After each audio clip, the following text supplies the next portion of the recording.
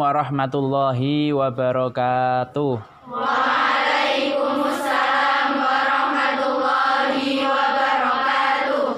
A'udzu billahi minasyaitonir rajim. Bismillahirrahmanirrahim.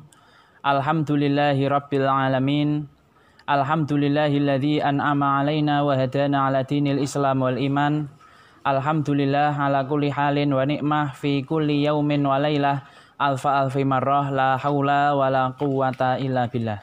Allahumma sholli wa sallim wa barik ala sayyidina Muhammad. Allahumma sholli alaihi. Al-Fatihi lima ughliq wal khatimi lima sabaq nasiril haqqi bil haqqi wal hadi ila siratikal mustaqim wa ala alihi wa sahbihi haqqa qadrihi wa miqdarihil azim.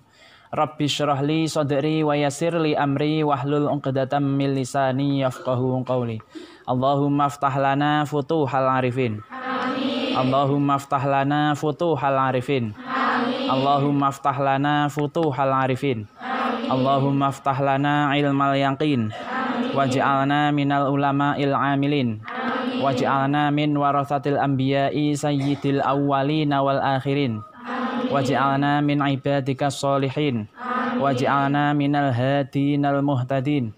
Waj'alna minal ladzina an'amta 'alaihim ghairil maghdubi 'alaihim waladdallin. Waj'alna min awliyaika wa ahli ta'atika bi rahmatika ya arhamar rahimin. Ya arhamar rahimin. Ya arhamar rahimin. Wa sallallahu ala sayyidina Muhammadin nabiyil ummi wa ala alihi wa sahbihi wa baraka wa salam. Walhamdulillahi rabbil alamin.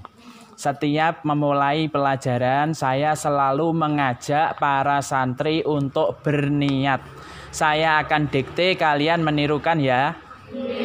Bismillahirrahmanirrahim. Bismillahirrahmanirrahim. Nawaitu ta'allum. Nawaitu ta'allum. Wa ta'lim. Wa ta'lim. Wa tadzakur. Wa tadzakur. Wa tadhkir. Wa tadhkir. Wan naf'a. Wa naf'a. Wal intifa. Wal intifa. Wal ifadata. Wal ifadata. Wal istifadah. Wal istifadah. Wal hatha. Wal hasa. Ala tamassuki. Ala tamassuki. Bi kitabillah. Bi kitabillah. Wa sunnati rasulillah. Wa sunnati rasulillah. Sallallahu alaihi wasallam. Sallallahu alaihi wasallam. Wa du'a ilal huda. Wa du'a ila huda. Wa dalalata alal khair. Wa dalalata ala khair. Wa ibtigha'a wajhillah. Wa ibtigha'a wajhillah. Wa mardatihi. Wa mardatihi. Wa qurbihi. Wa qurbihi. Wa thawabihi. Wa thawabihi. Subhanahu wa ta'ala. Subhanahu wa ta'ala. Walhamdulillahi rabbil alamin. Walhamdulillahi rabbil alamin. Anak-anakku sekalian, bagaimana kabarnya? Alhamdulillah. Semoga selalu dalam keadaan sehat dan dilindungi oleh Allah Subhanahu wa ta'ala. Amin. Amin Allahumma. Amin. Anak-anakku sekalian, untuk pelajaran praktek ibadah pada hari ini, kita masih menggunakan online lewat YouTube Kurikulum Ma'alma. Masih semangat? Masih. Ingat, harus tetap jaga kesehatan dan jangan lupa untuk istirahat yang cukup. Istirahatnya sudah cukup apa kebanyakan? Alhamdulillah. Anak-anakku sekalian, untuk teori ibadah pada hari ini, kita akan menerangkan tentang pembagian air dan cara menghilangkan najis. Kalian sudah tahu air dibagi menjadi berapa? Apa saja? Oke, sebelumnya Bapak ingin bertanya, apakah kalian semua sudah menerima SKU? Ada yang sudah, ada yang belum. Bagi anak-anak sekalian yang belum menerima SKU, supaya menghubungi ketua kelas masing-masing, insya Allah itu dibagikan secara bergilir per kelas. Seperti itu. Bagi yang sudah mempunyai SKU, silahkan dibuka bab pembagian air dan juga cara menghilangkan najis. Sudah? Anak-anakku sekalian, kalian perlu ketahui bahwa beribadah itu tidak cukup dengan teori. Beribadah tidak cukup dengan teori. Beribadah juga harus praktek. Kalian harus tahu ilmunya praktek ibadah. Ibadah secara praktis. Maksudnya ibadah secara praktis bagaimana? Kalian menerima ilmu praktek ibadah itu langsung dari guru yang memiliki sanad hingga Rasulullah Muhammad SAW. Sekarang kalian belajar kepada saya belajar kepada guru saya belajar kepada gurunya belajar kepada gurunya sampai kepada Rasulullah Muhammad SAW.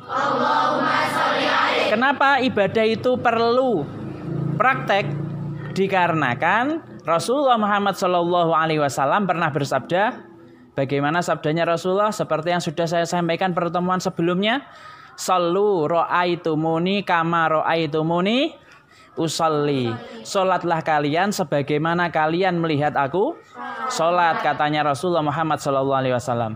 Berarti yang kita pelajari dari salatnya Rasulullah tidak hanya teorinya saja. Apakah berapa ada rukun sholat, berapa syaratnya sholat, syarat wajibnya, berapa hal-hal yang membatalkan sholat dan seterusnya. Tidak hanya itu saja, tetapi harus latihan atau praktek sholat secara langsung. Selain sholat ada wudhu, wudhu juga harus praktek secara langsung. Kalian pelajari dari guru kalian. Kemudian tayamum juga seperti itu, ibadah-ibadah yang lain juga seperti itu. Jadi ibadah itu tidak hanya dengan fikih ibadah saja, tetapi juga dengan praktek ibadah. Makanya sekolahan kita punya muatan lokal yang namanya praktek ibadah. Alhamdulillah. Anak-anakku sekalian, sudah dibuka SKU-nya? Tentang pembagian air? Air dibagi menjadi berapa? 4. Air dibagi menjadi 4. Yang pertama adalah air suci mensucikan atau ini pembagian air. Yang satu adalah tohir ghairu makruh. Yang kedua adalah tohir mutahhir, kemudian makruh. Yang ketiga adalah tohir ghairu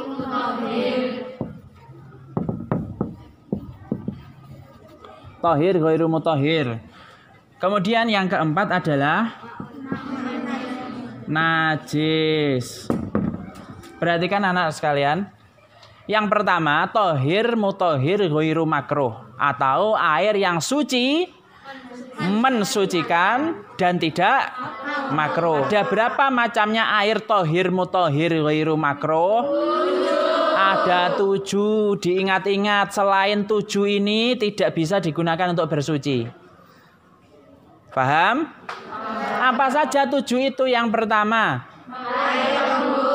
air embun. Yang kedua, air laut. Yang ketiga, air hujan. Yang keempat, air sumur. Yang kelima, air es. Yang keenam, air sungai. Yang ketujuh, air sumber atau mata. Alhamdulillah, ternyata pelajaran sebelumnya kalian masih hafal. Alhamdulillah. Anak-anak sekalian, dari 7 macam air itu, halo semuanya, selama 7 macam air itu belum tercampuri oleh benda-benda lain alias masih murni, air embunnya juga masih murni embun, air hujannya masih murni air hujan, air sumurnya masih murni air sumur, belum tercampuri kopi, belum terpanaskan oleh sinar matahari secara langsung. Terus kemudian belum tercampuri susu, belum tercampuri kotoran. Itu berarti airnya masih suci mensucikan dan tidak makruh. Inilah tohir mutahhir ghairu makruh. Bisa dipahami?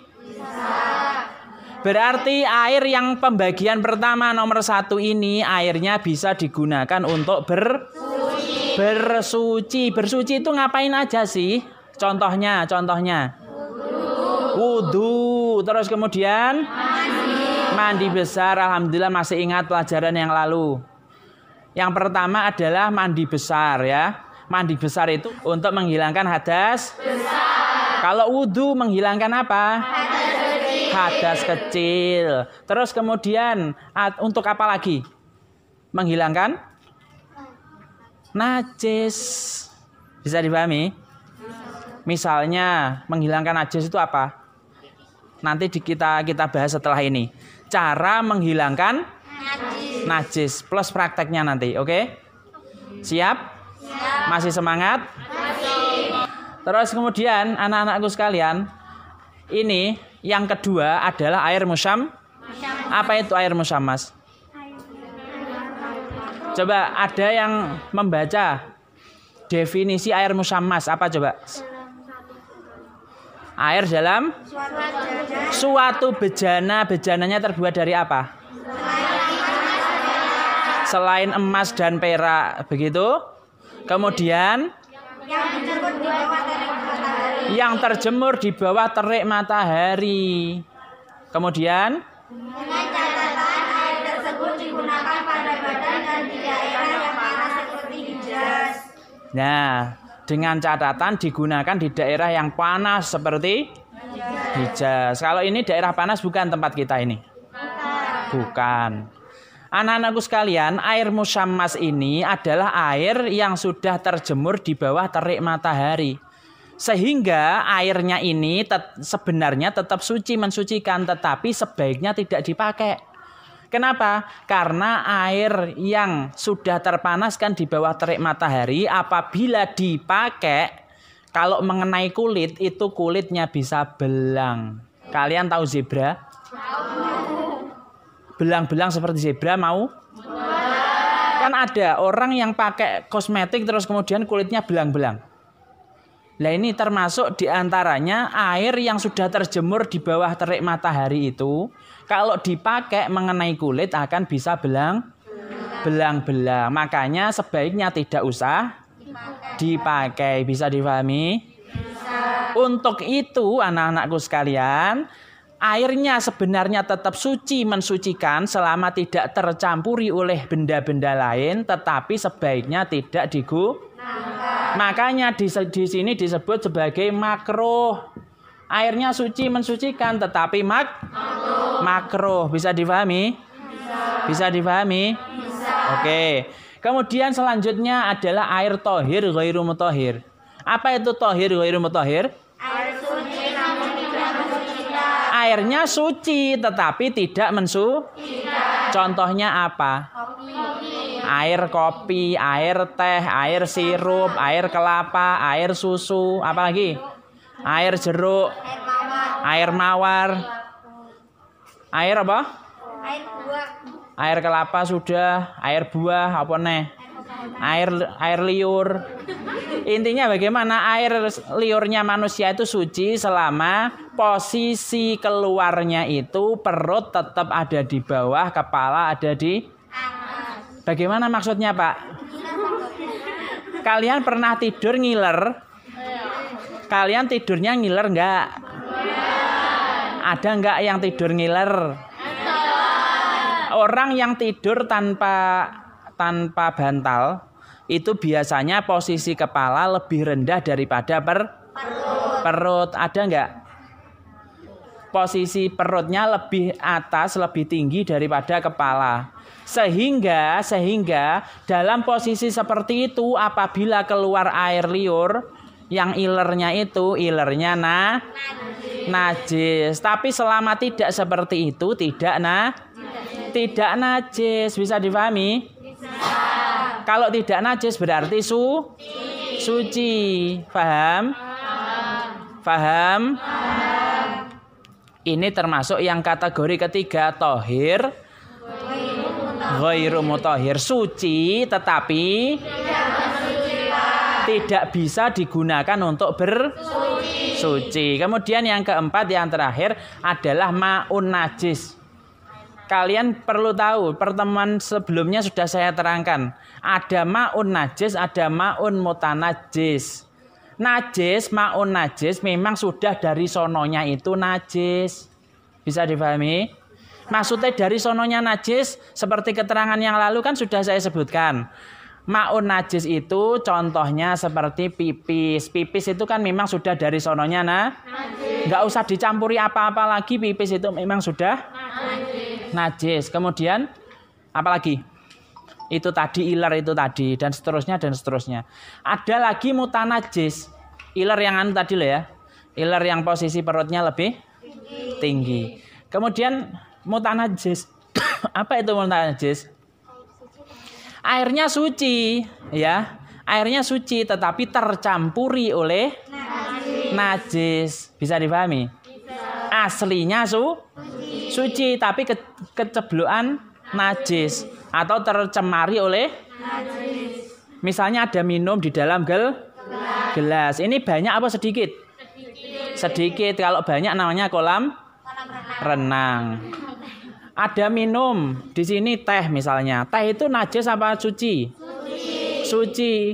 Lah kemudian tehnya itu karena tidak ditutupi, kemudian keceblokan cicak sehingga air di situ menjadi mutanajis. Bisa difahami? Aslinya suci tetapi tercampuri najis sehingga menjadi mutanajis. Tapi perlu diingat, kalau airnya banyak sekali seperti kolam renang atau kolah di dalam kamar mandi kalian, airnya kan banyak sekali. Airnya itu kan tohir, mutohir, ghairu makruh. Karena airnya banyak sekali, kemudian tercampur oleh najis yang sedikit. Itu tidak merubah warna, rasa, dan baunya, tidak merubah sifat-sifatnya. Berarti air itu tetap suci Bisa difahami? Yang berubah menjadi najis atau berubah menjadi tidak suci lagi itu kalau airnya sedikit. Kemudian tercampuri oleh sedikit banyaknya air itu batasnya adalah 216 liter. Bisa dipahami? Terus kemudian selanjutnya ini sudah paham? Ada pertanyaan? Kalau sudah paham, yang selanjutnya adalah cara menghilangkan najis. Kalian sudah masih ingat kemarin najis itu dibagi menjadi berapa?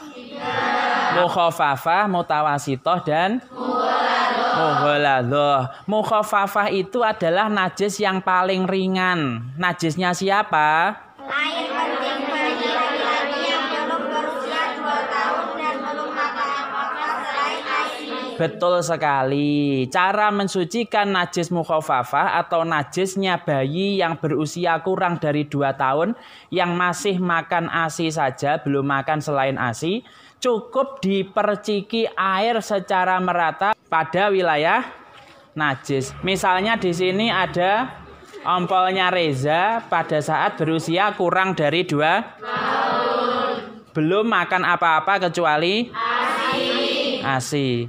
Ini adalah ompolnya Reza. Cara menyucikannya bagaimana? Ambil air yang suci, mensucikan. Setelah diambil, kemudian apa? Airnya dipercikkan ke tempat ompolnya ini secara cukup dipercikkan. Bisa dipahami? Pokoknya wis rata, sudah selesai persoalan. Yang kedua adalah najis mughaladhoh. Ini langsung mughaladhoh. Mughaladhoh itu najis apa? Najis yang paling berat. Najisnya siapa itu? Najisnya babi, anjing, dan keturun. Semua bagiannya anjing dan babi, mulai dari sekujur tubuhnya, baik dalam maupun luar, itu semuanya najis mughaladhoh. Bisa dipahami? Juga keturunannya juga najis mughaladhoh. Terus kemudian najis mughaladhoh cara menyucikannya bagaimana? Ambil air yang tohir, mutahhir, suci, mensucikan. Terus kemudian dibasuh, bekasnya najis mughaladhoh tadi dibasuh 7 kali. Misalnya kakimu dijilat sama anjing. Cara menyucikan kakinya bagaimana? Dibasuh 7 kali dengan air yang suci mensucikan. Tetapi salah satunya dicampuri dengan debu yang suci. Cara mendapatkan debu yang suci bagaimana? Tanahnya dikeringkan, kemudian apa? Diambil debunya. Bisa dipahami? Diayak. Terus kemudian yang terakhir adalah najis mutawasitoh. Dulu masih ingat nggak mutawasitoh itu najis yang bagaimana? Najis selain mughaladhoh dan mukhafafah. Pokoknya selain mughaladzah dan mukhafafah, najisnya itu pasti mutawassithah. Kan penak lain teni. Makanya tadi sing tak dhisik ini adalah mughaladzah dhisik. Bisa dipahami? Bisa. Contohnya, iler itu tadi, iler yang najis yang tadi, yang perutnya lebih tinggi daripada kepalanya tadi, itu namanya najis mutawassithah. Apalagi? Darah nanah yang mengalir, ya, darahnya mengalir, nanahnya juga mengalir. Terus kemudian apa lagi? Bangkai binatang. Tapi kalau bangkai manusia tetap suci loh ya. Bangkai binatang mati tidak disembelih itu najis. Diingat-ingat semua binatang baik yang halal maupun tidak halal, selama dia itu bangkai tetap najis. Kemudian apa lagi?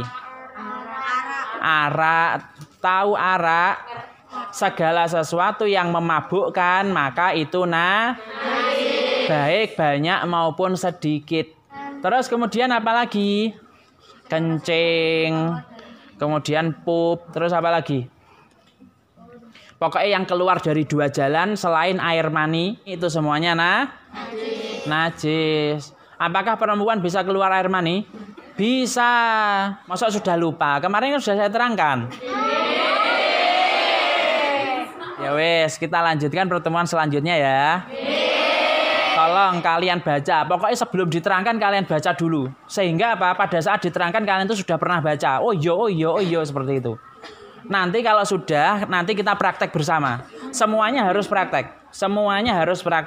Mulai dari praktek wudhu, praktek tayamum, praktek sholat. Tapi nanti kalau sudah kondisi normal, ya.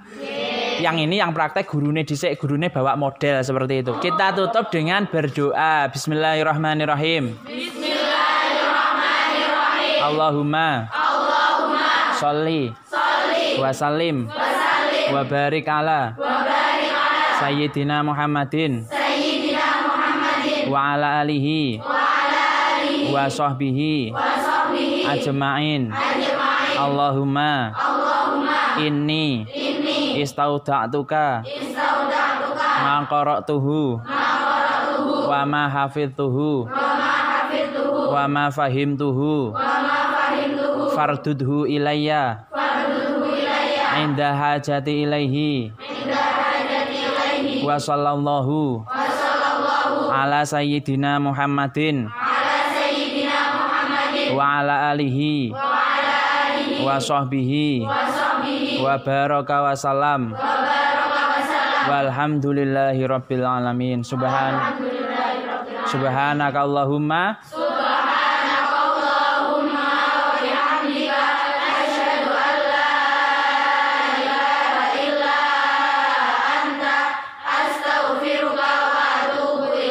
wallahul muwaffiq ila aqwamit thoriq. Assalamualaikum warahmatullahi wabarakatuh.